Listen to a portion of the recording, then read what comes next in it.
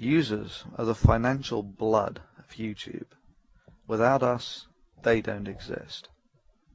Now that we've established the balance of power, let's see if we can get YouTube to play ball.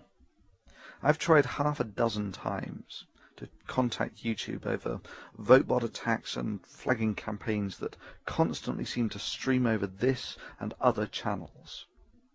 Interestingly, the only time I ever saw a response from YouTube was over a phishing email I received from someone claiming to be a YouTube representative. They'd given their channel an official look by embedding a featured video from YouTube's official advertised channel. I messaged this about them and they corrected the problem within hours. Oh yeah, when YouTube deems something in their personal interests, they can act quick enough. Now I feel that YouTube is aware of the problem that this channel and others are facing. They have simply elected not to communicate or act as they don't deem it in their financial interests. However, without users, YouTube is nothing. Users are the lifeblood of YouTube. Collective action by users necessitates a response by YouTube. It has been my ongoing and lengthy experience that YouTube's help system is utterly ineffective and deliberately infuriating to use. It has become clear to me that YouTube not only reads messages sent to its advertised channel, but rapidly acts on them when it's in their best interests. This is, of course, essential to their financial existence of advertising revenue.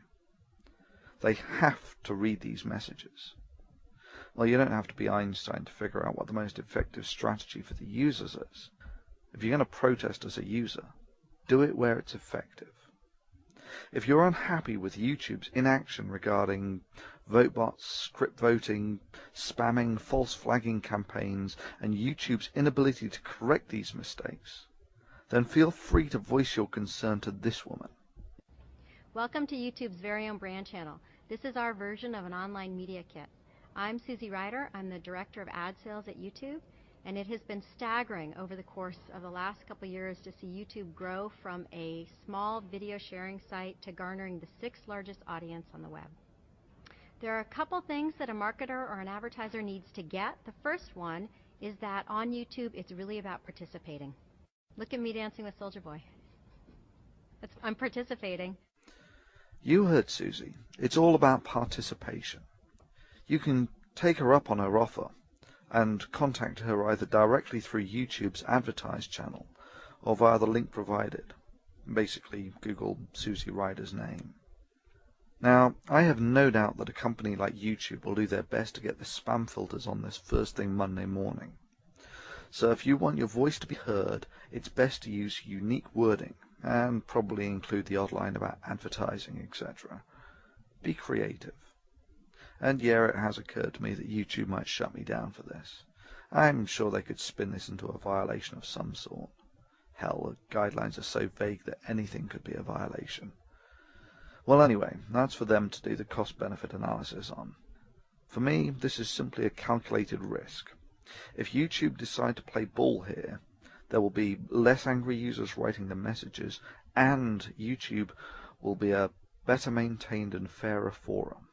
It's win-win. If they don't, then the Thunderf00t channel is gone, and YouTube makes its statement about how it values the opinions of users, and the site likely becomes an increasingly bland and sterile commercial video network, the trajectory it's arguably on already. Irrespective of YouTube's actions, the optimum strategy for us free thinkers now is for you to add the big channels as friends. Basically, this allows us, when someone brings a vote-bot attack to our attention, to alert thousands and maybe even tens of thousands to the problem. This is a form of workaround for dealing with symptoms. Only the system engineers can provide a cure. And yeah, that's you, YouTube. Users, the time has come for you to decide if YouTube's inaction to correct the willful abuse and the detrimental effects that this has had on your experience of using YouTube merits you writing to them. Your collective actions will decide the outcome. To a very large extent, you, the YouTube community, will get the forum it deserves. Success or failure now lie within the hands of the users. It is time to choose your path.